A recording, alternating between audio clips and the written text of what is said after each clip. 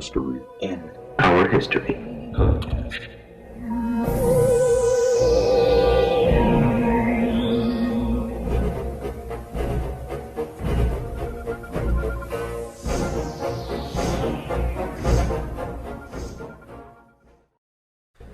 Hey everyone, thank you for listening to the Mystery in Our History podcast, where we take an in-depth look at all things urban legend and conspiracy theory related and how they came to be. I'm J.R. Supa, and joining me as always is Chris Berry. Hello. So last week we talked about the Villisca Axe murders in our Haunted series and the gross incompetence of the local police. Now, the murder was never solved, but one thing that kept coming up was fingerprinting, and how even if they had found fingerprints and tried to use them, it probably wouldn't have helped anyway because fingerprinting was such a new thing. And this made me think about fingerprinting and launched me down a thought rabbit hole about the history of fingerprinting and how far we've come in that whole area of law enforcement. And then I thought about where we're going, and it led us to this week's episode.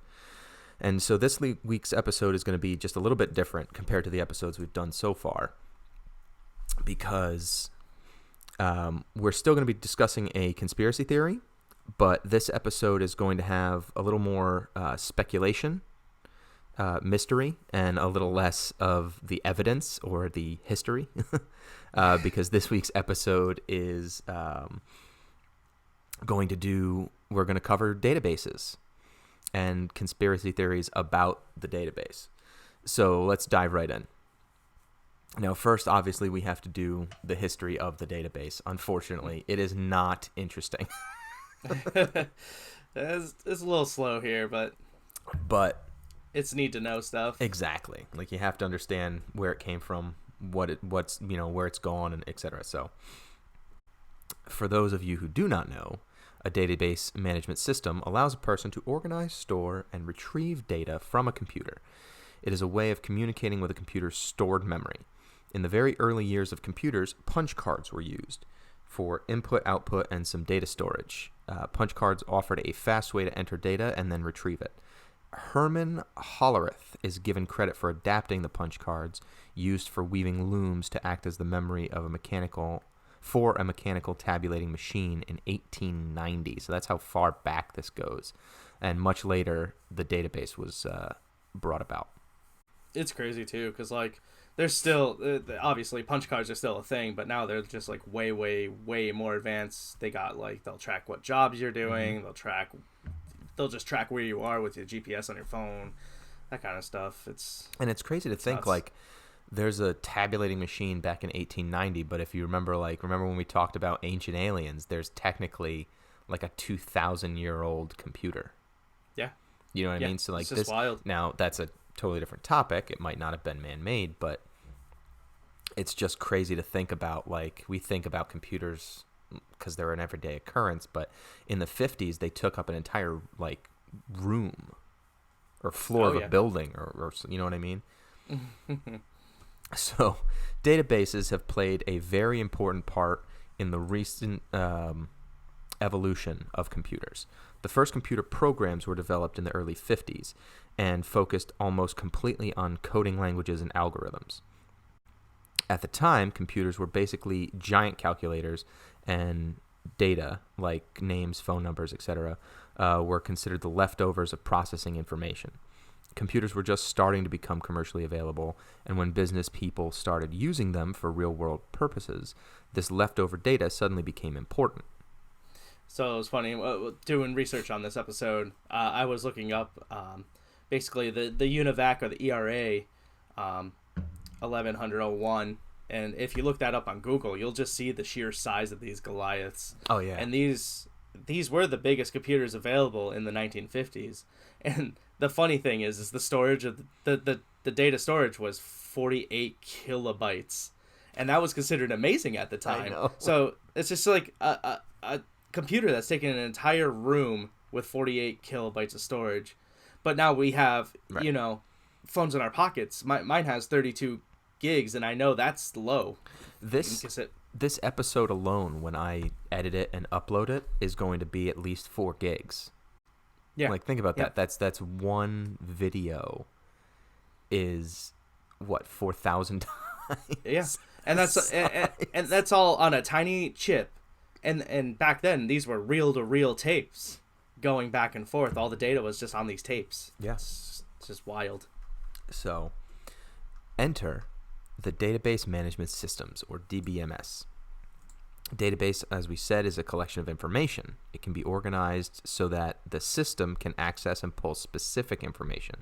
In 1960, Charles W. Bachman designed the Integrated Database System, or IDS, and IBM, not wanting to be left out, created a database system of their own known as IMS.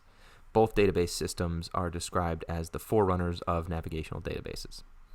It's funny too because I bet you these databases look like a comma separated value like file, if you will, like separated by commas and semicolon, but not at all like a list or.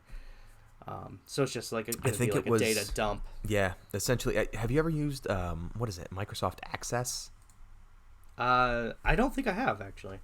That is, I think, if I remember it correctly, that's what I used when I was an accountant.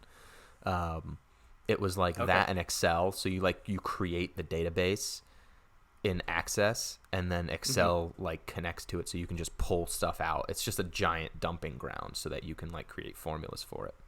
Oh, that's beautiful. It's crazy. All this stuff makes my life so much easier. Oh, yeah. Today. So it's just like For the most part, databases, that's exactly what they do, and that's why we're covering this, is because, well, we'll see. yeah. So, quick little timeline. 1960s, computerized databases start when the use of computers becomes a more cost-effective option for private organizations. There are two popular database models, as we discussed.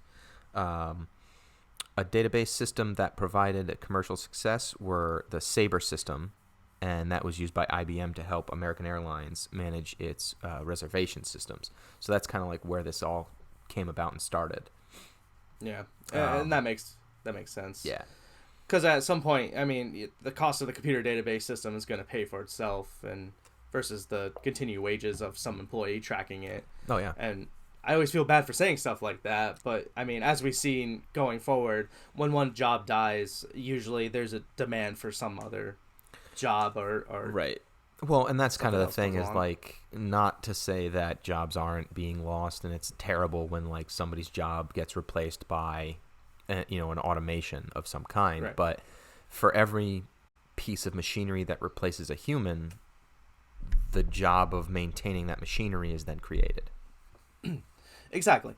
And again, just like other innovations come along usually when the loss of a job happens. Right. So 1970 to 72, E.F. Codd published an important paper to propose the use of a relational database model, and his idea changed the way people thought about databases. In this model, the database schema, or or logical organization is disconnected from physical information storage, and this became the standard principle for database systems. In the 1970s, continuing, two major relational database system prototypes were created between 74 and 77. They were Ingres, which was developed at UBC, and System R by IBM. It was also in this decade that relational database management systems became a recognized term.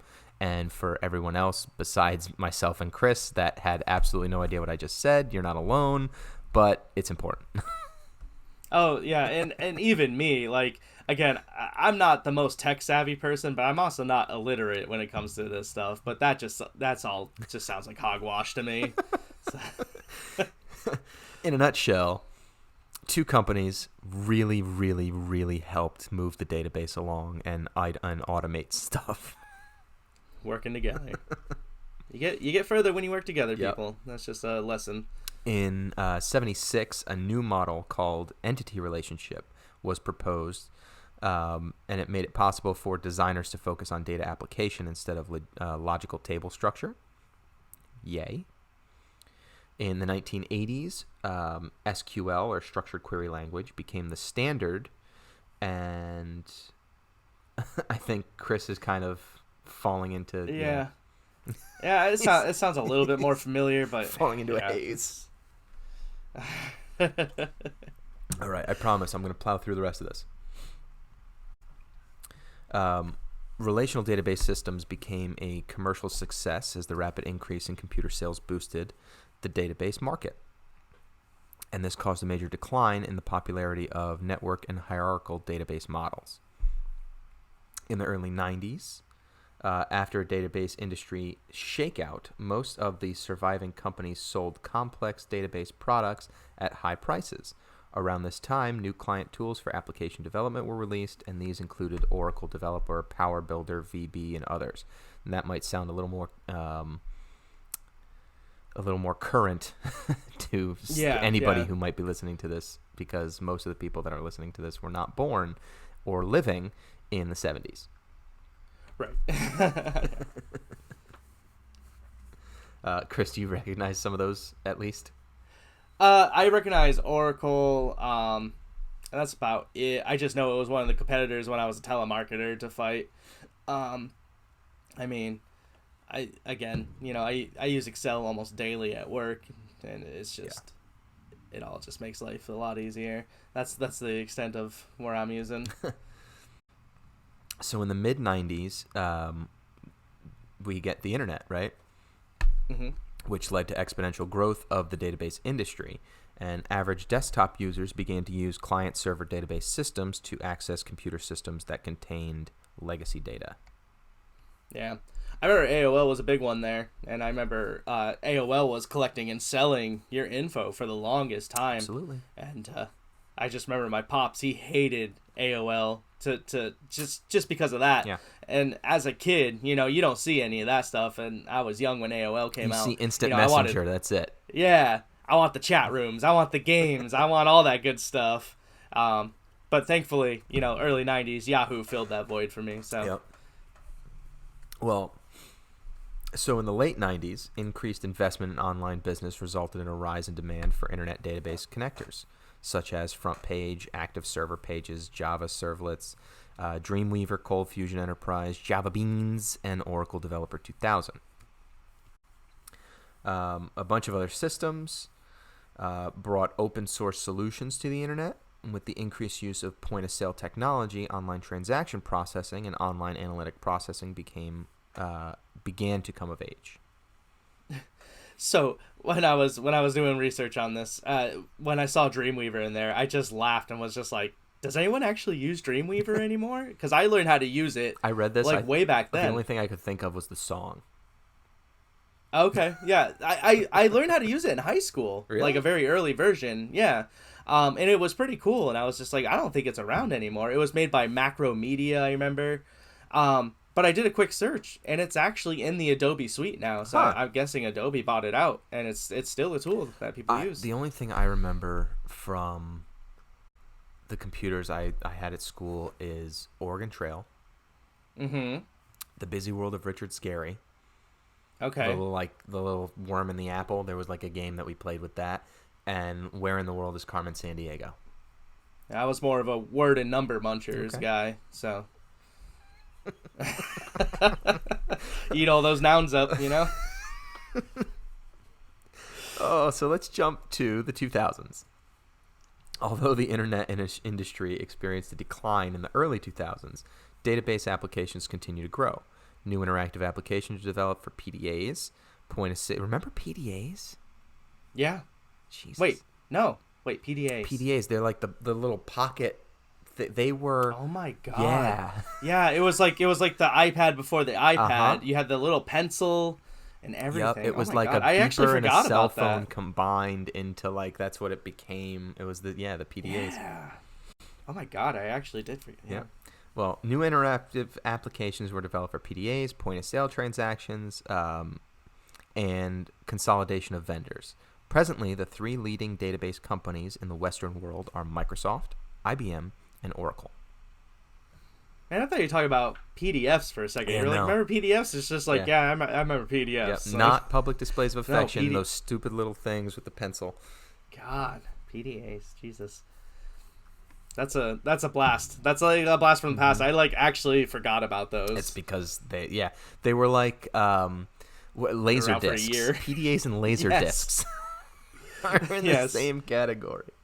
Oh, dude, I have a Out for Justice, Steven Seagal laser That's disc. The thing is fantastic. sick. So today, databases are everywhere and are used to enhance our day-to-day life, from personal cloud storage to predicting the weather. Many of the services we utilize today are possible due to databases. Presently, there are many new players in the non-relational database space offering specific solutions.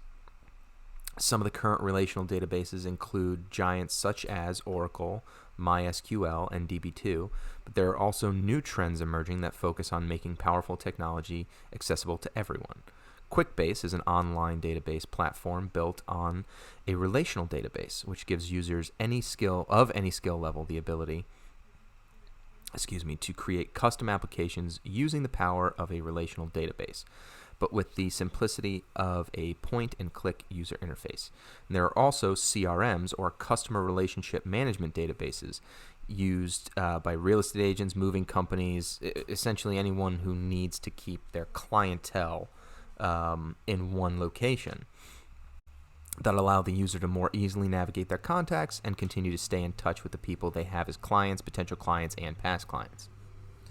Yeah, it's crazy. I mean, like, I work for a photography company of all things, and you wouldn't think like that would be so technically advanced, but like we use 7 different database technologies, at least 7, including time clocks, CRMs, accounting softwares, cloud storage, you name it. Like, we probably use it at work, and it's crazy. Yeah, It's I mean, just... as a real estate agent myself, like, that's CRM is one of the biggest parts of my business. It allows me to stay in touch with all these different people that I have in a database, and make sure that I'm the one that they're coming to whenever they need something real estate related. Yeah, following up and making sure you're not letting anyone slip through. Exactly. So all that sounds pretty great. And I use that term very loosely because it was probably even drier than some of the other technical stuff that we've talked about in other episodes. But it's the 21st century, data's readily available, and it makes life very easy.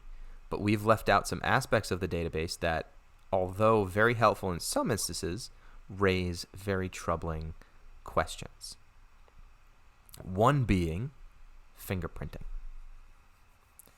So fingerprints in 1858, an Englishman named Sir William Herschel was working as chief magistrate of the Hooghly district in Jungipur, India.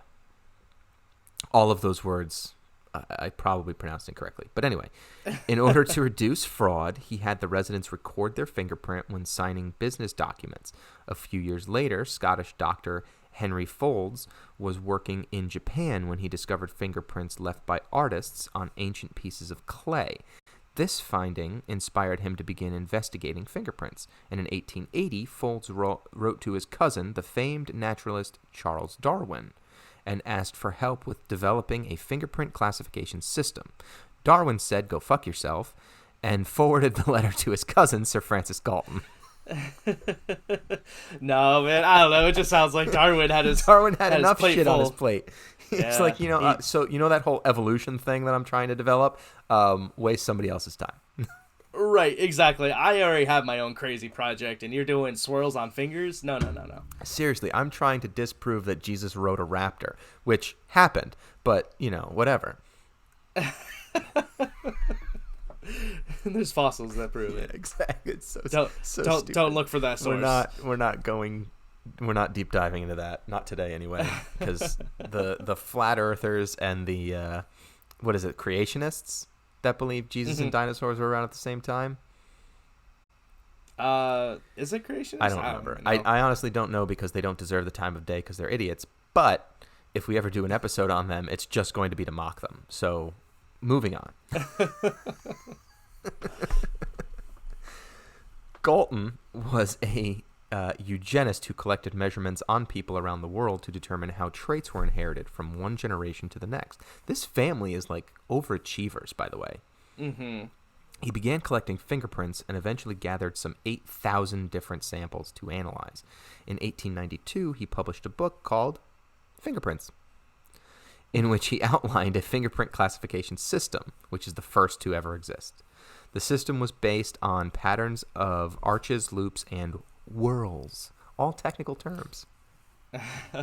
I would personally love to see that book. Yeah, me I bet you too. that book is absolutely wild. I couldn't and find the whole book. Horrendously.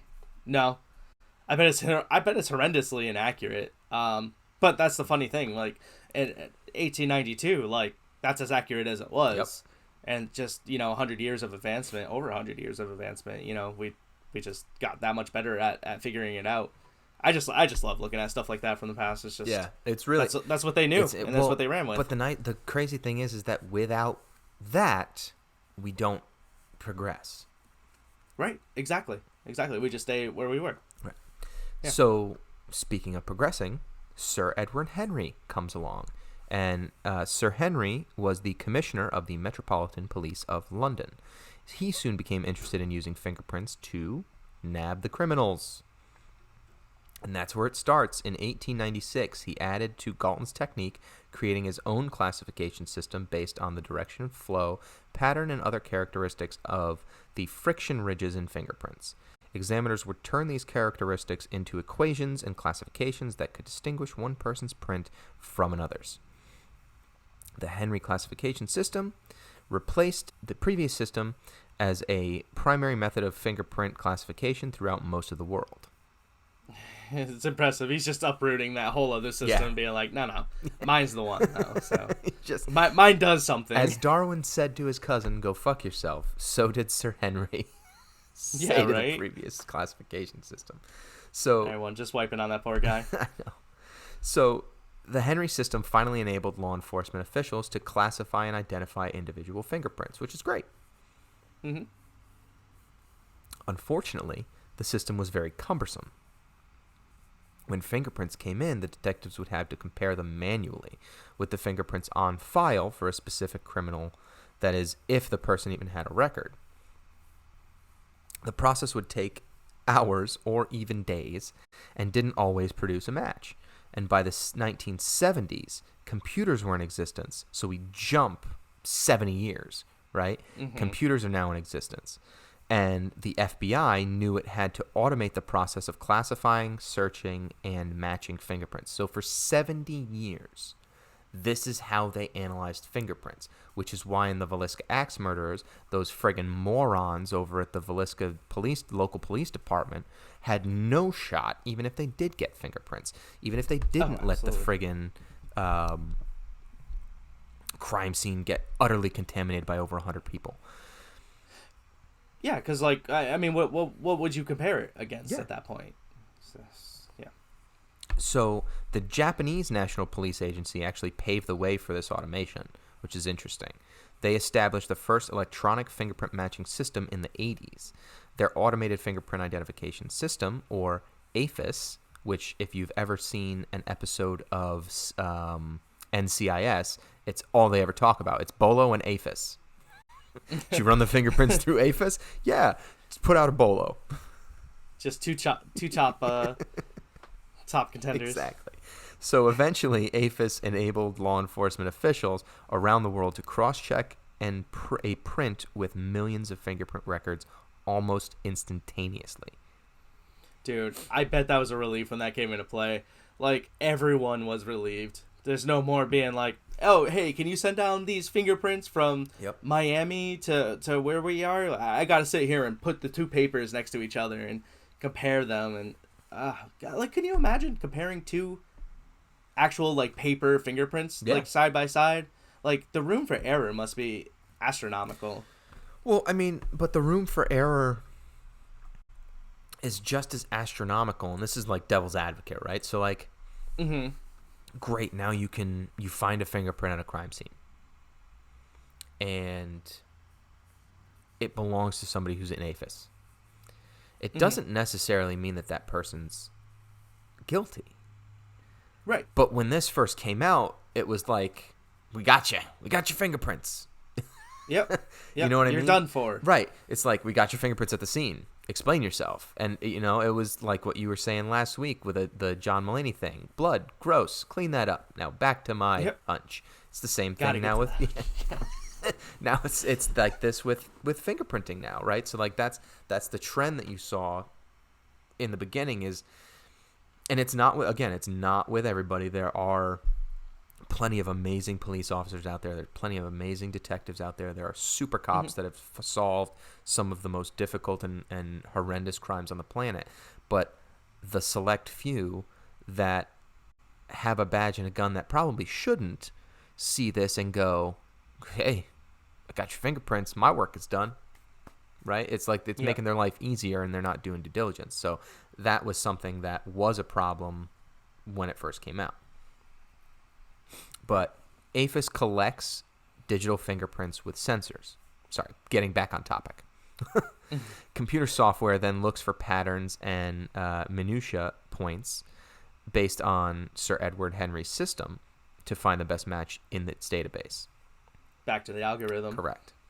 This has also evolved into biometric scans that are used to catch criminals every day. Everything from eye scans, ear scans, voice, quote-unquote, fingerprints, and DNA are all used to catch criminals every day. But the thing about DNA is, if you have a clean record and you go out and commit a crime and leave some DNA lying around, the cops can't use it. Just like fingerprints. If it's not an APHIS, they got fingerprints, but they got nothing else. So the cops can't use it to track you down because you aren't in their system. Obviously, if you become a suspect and they arrest you, they can test your DNA against what they found, and if it matched, well, you're fucked. Yeah. And honestly, too, but I bet today, maybe with, like, hair and blood samples, like, you probably wouldn't get caught. But, like, if your fingerprints were caught, I mean, there are so many devices today that are just storing and collecting your fingerprints. Like, your phone is probably the number one biggest one. I mean, I use the fingerprint scanner every day on my phone because it's convenient. Mm-hmm. And, like, I'm sacrificing my privacy for convenience at this point because, you know, one touch of the back of my phone, it unlocks it. Okay, another one. Okay, now I can access my bank account. Oh, I want to buy something. Okay, fingerprint. You know, it's just, you know, they're selling that off. Well, like, there's no way. So that's what it's funny you should mention that because that's exactly where this is headed. Yeah. So this is where it starts to get kind of scary for the common person because DNA today is not just for cops anymore. Right? Yeah. Because think about this. Family tree DNA. I don't know if you've ever heard of them before. And by the way, for those of you still listening after that dreary technical explanation, thank you for sticking with us so far. But if you've ever heard of Family Tree DNA, they're one of the largest home DNA testing companies. And they're in the same category as 23andMe and Ancestry DNA. Same service, right, is provided. Ancestry.com. Exactly. Yep. So they're a company where you can pay them a fee, that you get a tube in the mail, you spit into the tube until you hit a certain point of spit, and then you send it back to them. And they send you results of where your ancestors are from, what percentage of what ethnicities you are, and what, even at this point, it's what diseases you might be predisposed to, like diabetes or whatever the case may be. But what you might not know is what was in the New York Times article this past February. Yeah. Yeah, and that's the craziest thing is, like, I bet you user agreements, right? they have to have a user agreement, and I'm sure tucked away in that user agreement, they basically say, okay, you know what? I know it's your DNA, but we also own it now. Like, it's ours. Like, we're gonna use it for whatever we like, whatever services we like, because, well, you said that we can have it, and we own it. Yeah, it's nuts. Well, Family Tree DNA was working with the FBI, sharing their DNA database with them, and failed to disclose it to the public. And there we have it. That's it. I mean, you know, I wish that shocked me, but we have so many transparency issues in the USA, and it's really gotten out of hand and out of control. I wish someone would do something about it, but but we're just not really doing it. Currently, I was actually looking to see if we're even working on it, and apparently we have a bill introduced to Congress currently in June along the lines of this, but it doesn't seem to be moving along. It's called the Corporate Transparency Act of 2019. For anyone interested in looking it up a little bit further in depth at home, I'm not a very the problem with a lot of these bills is they always have something else in them attached to them that makes them not pass, right? So like if you ever watch like smear campaigns and stuff when people are running for office and they're like, they voted to keep black people out of your restaurants last year, and you're like, wait, what? And and you dig a little deeper and it's like they voted yes for like a bill that is totally unrelated to it but just had that language dip, you know what I mean? It was like the bill has proposes to like give millions and millions of dollars back to education or something, and like in the fine print buried deep within the bill is like one line about something else that is just horrendous.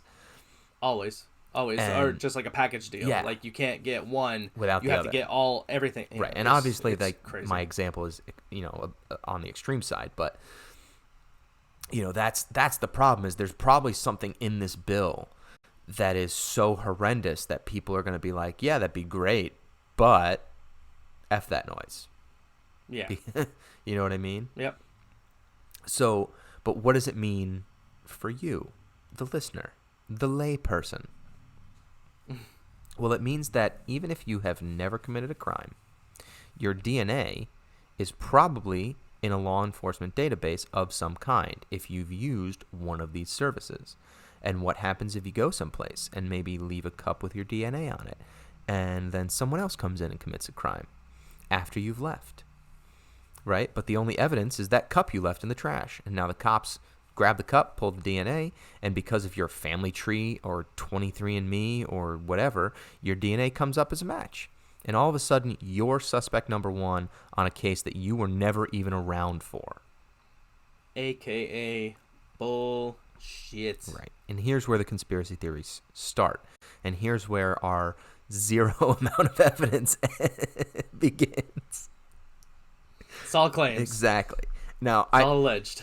I've read this somewhere, and it could be complete and utter bullshit, but I've read it, and I don't remember where, and I wish I saved the friggin' article because you'd think I would, considering that this is what I do as a side project. But I read that with just 2% of the DNA of the population of the world, experts can find a familial match to anyone. Think about that for a second, right? There's what, 700 million people or 700 billion people, right? Something on like Earth. So lines, let's do quick maths. Okay, 700. That's 700,000. That's 700 million. I gotta flip my phone. 700 billion times 0.00. Nope. 0.002 equals.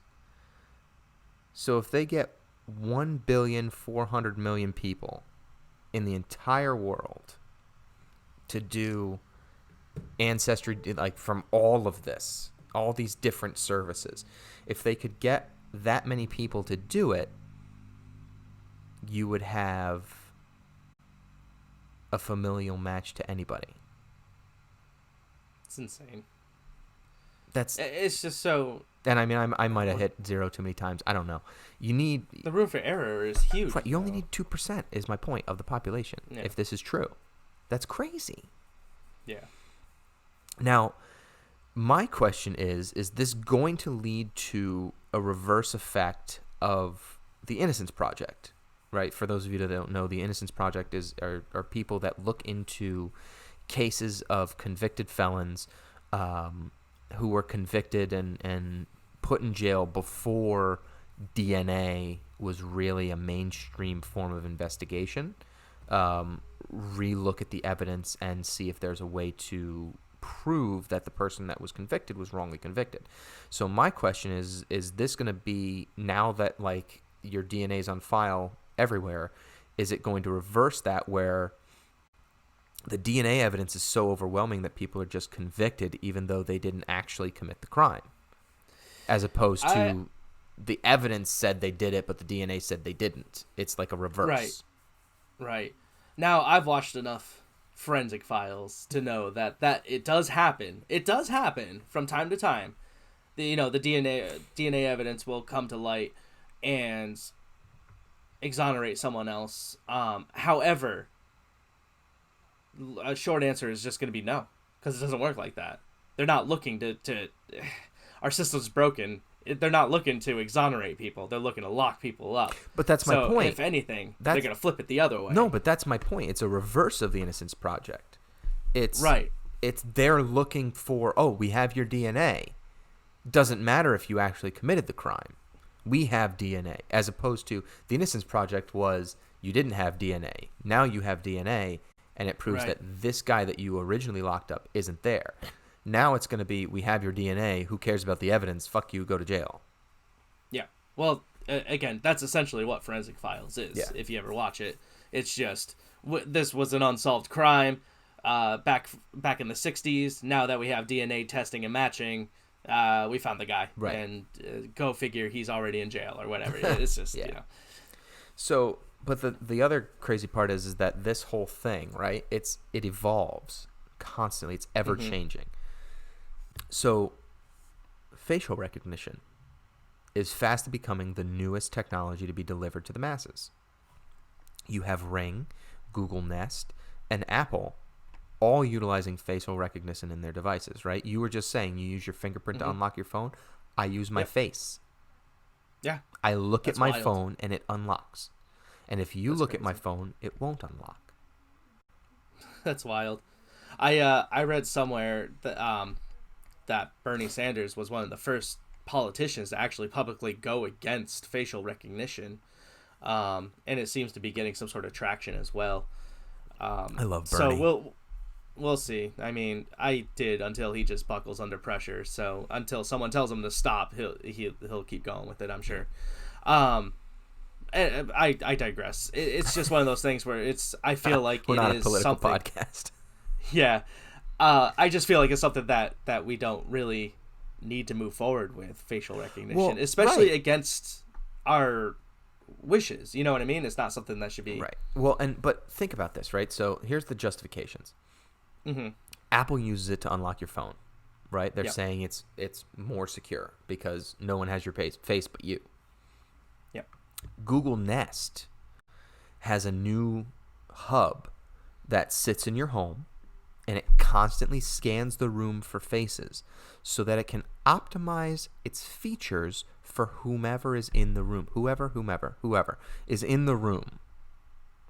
That's scary. Yeah, think about that. Every time you walk into a room, it scans your face. Then if you decide to use it, it correlates that face scan with whatever you ask it. And then when you walk into the room, it lights up with something on the screen that it's learned from you. And then Ring can capture a pic of anyone and everyone that comes near your front door for whatever reason. The postman, the freaking UPS guy, all of their faces are just in your Ring. And it's getting sent to somewhere, and it's being kept in a database. Oh, 100%. And don't forget about other apps like Snapchat. I never even thought about Snapchat. Yeah. I mean, those when you're using those stupid face filters that are, this is so much fun, it's just scanning your face. Well, never mind the fact that every picture you take in Snapchat goes to a server. Absolutely. Like, it doesn't matter. And same thing. It doesn't matter if it disappears, right? And you're not taking screenshots. You're sending nudes to somebody. That's what Snapchat was for when you were in college and it first came out. Send nudes. Right. I can't save them, right? But they're saved somewhere. Oh, yeah. We can't save them, but they're saving them for sure. And it's just funny because, like, same thing with Instagram, who's owned by Facebook, and we all know, what they've been up to since the last couple of years. I hate Facebook. I hate that I love Instagram, but I fucking hate Facebook. Well, and then the newest trend, I'm sure you remember, was the WhatsApp, aging your face. And then it just came out that that was actually, I guess, Russian technology collecting your face and now storing it. So now this are foreign agents with American faces and just storing them and saving them. I'm because so happy I never we did all that said, stuff. "Oh yeah, I agree." Same here. But just because we hit a button that said, "Yes, I agree to this," we're saying, "Oh yeah, no, go ahead and take our stuff." Yeah. And it's just crazy. So, it's it's messed up. The only way to, yeah, again, that's just the only 'cause way you were to get saying, to like, get away with you, it. you like those user agreements are miles long. Hmm. I don't know a single Yeah. person who's ever read them. Not, no, Right? You just no, scroll all the me way to the either. bottom and hit OK. Yeah, because you need to use whatever it is you're using Yeah. at that moment. Never mind. By the way, never mind the fact that even before all of this, location services and settings. Oh yeah, yeah, Like your yeah, cell phone knew your location at all times, all the time, every yeah. time. Take a picture on Instagram and it goes, "Hey, do you want to let everyone know that you're standing at this park?" No, Right. and I don't want you knowing that I'm standing in this park, but here we are. Well, and Snapchat does that. Snapchat's like, here's where you took the picture. Here's where this Mm-hmm. person is. If you look, there's a map setting in Snapchat where you can see where Yep. people are if they allow it. But so think about this, right? We have Family Tree DNA selling your DNA information to the FBI. What makes you think that your facial recognition isn't being sold to the FBI or the government? What makes you think that your fingerprint information isn't being sold to the FBI or the government, right? Like, there's nothing Nothing. to discount that. There's nothing Yeah. other than some FBI guy that's like some patsy that just walks out and goes, "We don't do that." Like they Yeah. didn't take your Yeah, DNA okay. from other companies too until they got caught. So, you know what I mean? Like, Well, yeah, I'm sure anyone who was alive 10 years ago when we figured out that the government was literally tracking our every move online when oh the yeah, NSA came out, um, basically saying, "Yeah, we read your emails. Yeah, we read your messages. Yeah, we everything listen to you've your ever phone done. calls." And we all went, "What?" and got outraged, and then they just went, "Yeah, well, there's nothing you can do about it, and we're going to keep doing it." So, and now everyone just kind of So now everyone went, just doesn't say "Oh, bomb when they're oh, on the phone. okay."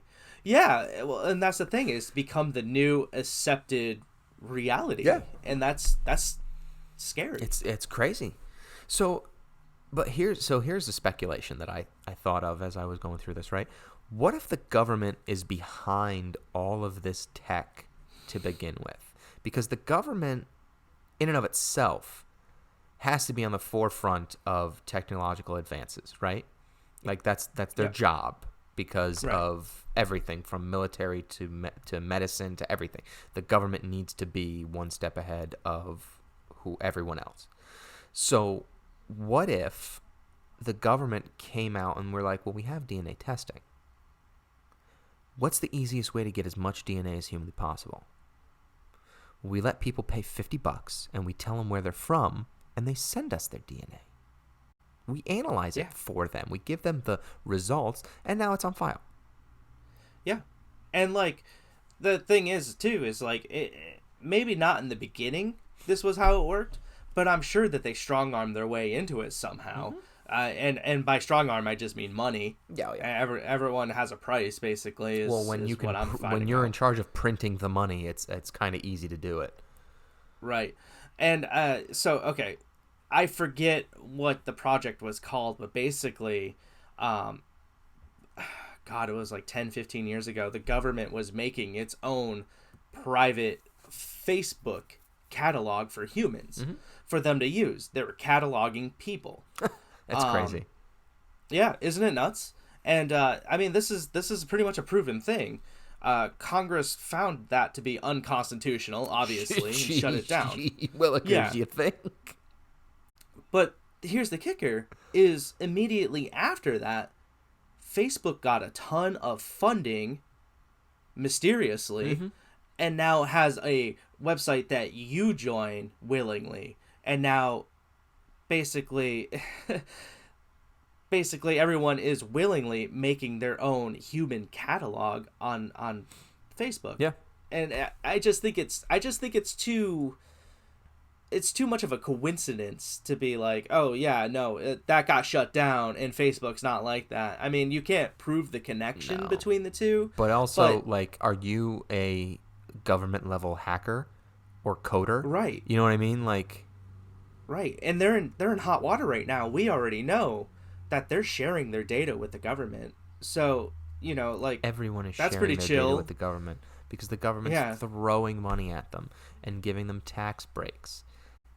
Zuckerberg doesn't give two shits. If you look at interviews or anything with like Bill Gates, Zuckerberg, guys like that, they tape over the camera on their computers. They tape over like all that stuff because they know. Yeah, and these are the evil bastards that are running the ship that's our country, with all these backdoors and loopholes, and it's crazy. Yeah. It's so, which begs the question, right? What's next? Because here's what I think is the next step with all of this stuff, right? So you have DNA being sold to the governments so that there's just a national database of DNA, international database of DNA, right? I think the next step is just chip implants. So and they're going to present it, like they're going to present it in a way that is like, this is for you. You know what I mean? Like this is for your benefit, right? What better way? Because you know how they have like those medical bracelets that have like all your information on them. I think I've actually seen this before somewhere. But like, what if you just get this little chip inserted subdermally into your forearm? And now you go to the hospital and they can just scan you like a barcode and they have your entire medical history. Wouldn't that be great? Well, here's the thing is I'm not sure if you're aware, this is already happening. I figured I read it somewhere.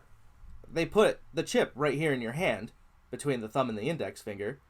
And basically, so this was a private company, I want to say it was either Sweden or Denmark or one of those super crazy, like, I guess progressive countries where they're always pushing crazy, never been involved in a war, but really want to just do stuff.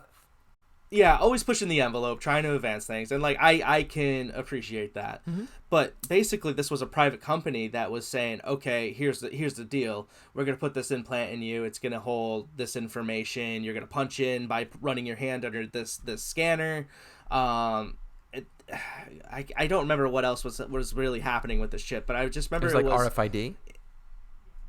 I believe so, yeah. And the thing was, that's it was crazy. Mandatory in that company to have it. You had to have it, and if you did not get it, you got fired. There. You don't work there anymore. That's fucking crazy, dude. Isn't that crazy? That's nuts. Now imagine a job saying, you know what? Now that you work for us, you don't have control over your own body. And what we say goes. And if we say you get a chip, you get a chip, or you don't have a job. So figure it out. What do a lot of people who don't have the option of just leaving going to do? They're going to get the chip. They're going to get the chip against their will. It's crazy. It's insane. And so like stuff like this, I don't know if you've seen a lot of episodes of Black Mirror or not. I've only seen the first couple seasons. I'm not like, mainly because two reasons. One is there's so much content out there right now that I just can't watch it all. And I have more favorite shows than this. But reason number two is because it's the things that you see in Black Mirror are so plausible that they're kind of scary, and they make you not want to watch it. Because it's like, this shit could happen. There's an episode, I think it might be like the first episode. I don't remember. But it's the one where like the Prime Minister of England has to like have sex with a pig. Yeah.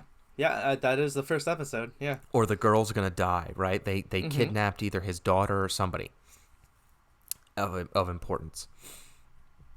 And if he doesn't have sex with a pig on national television or international television, whatever it is, they're going to kill her. So so now the entire country stops. They're all watching to see if this guy's actually gonna fuck a pig. Meanwhile, 30 minutes before he even does anything, they let her go and she's just walking the streets. And nobody finds her because they're all watching the TV. You know what I mean? Like, they're all focused on what he's going to do. There's another episode about retinal implants where, like, it records every second of every day so that if, like, the police want to talk to you, you just sit there and they just rewind your friggin' day to see if you're guilty of something. Yeah. I'm sure you saw the one basically where they're all living in a enclosure. And you get points for exercising, and then you use the points for to buy food, shit, and then you get jobs that are basically assigned to you. And I believe it all went to, like, one of the guy's friends got a job as in the music entertainment, but then ended up being abused. It was a whole thing. Oh yeah, absolutely. And, like, the way you make money is to, like, play games or something like that, or like you exercise on a bike. And you rack up money, or you play games and you rack up stuff, and, like, you use that stuff to pay for food. Yeah, it's almost like indentured servitude. Exactly. Yeah, it's wild, absolutely wild. But, like, but what scares me is that's not out of the realm of possibility. Stuff like that is not out of the realm of possibility. There's one episode that really freaked me out, because it was essentially just Instagram. It was like people are walking around with cell phones and having interactions with people, and it's a social networking app where it runs the world, though. So, like, I meet you and you and I don't have a good interaction, so I give you one out of 10, and it drops your overall overall score as a person, and it affects your credit score. Like, it affects whether or not you're allowed to get an apartment, because that apartment's only being rented to 8.5s and up, and you're a 7.9 because I gave you a 1. So there's a joke in there, something I'm sure. Well, I don't know if anyone has seen it. I'm a big Always Sunny fan. I don't know if you've seen the one where they're all dating. And basically, after the date, they get a rating. And everyone kept giving Dennis a 1. And that was the whole I'm a 5-star man came from. Because everyone thinks he sucks, but in his mind, he's the greatest thing. Yeah. And that's that reminds me even of, have you ever heard of Social Score? No, I have not. So Social Score is something that's actually happening currently in China. And basically what happens is, I'm sure it's no surprise that it's a mass surveillance state, basically. That doesn't shock me. I don't know what it is, but that doesn't shock me. And not only is it mass surveillance cameras on every corner, but they're all facial recognition cameras. Of course they are. So they know who you are just by walking down the road. Now, basically people can either other people can see you acting badly in public, basically take a picture of you, their camera scans your face, goes, yep, that's so-and-so, that's JR over there. Oh, what's JR doing? Did he kick over a trash can because he was frustrated? Oh, well, it looks like his social score is going down. And then basically, almost like what you just said, it's like a credit score, but for social interactions. So if you have too low of a social score, places aren't going to sell items to you. You're like an untouchable. That's exactly. fucked up. Like, their places aren't going to hire you because they go, oh, well, now you're a risk to us because you have such a low social score. You don't act properly in public. This is the culmination of exactly what. This is why this is just a conspiracy theory episode. This is what's happening. Right. It's actively happening. So that's fucking nuts, man. That's just the path that we're on. Yeah. And it's just going to keep getting worse, because here's the thing is they keep marketing it as, no, it's good for you. It's good make for your the life better. end result. It's good for JR. It's good for Chris. It's good for but everyone if JR else. wants to kick over a trash can, it's not good for JR. No. And that's the thing. And honestly, that's how they're spinning it, but it's not. It's not. It's not for them. good for us. It's entirely It's good for them. Yeah. Right. So it's scary and it's crazy all at the same time. Yeah. Well, we will leave the rest of the speculation up to you, the listeners, because that's it for this week's episode. But that's the database. That's what it was and what it's become, and possibly where it's going.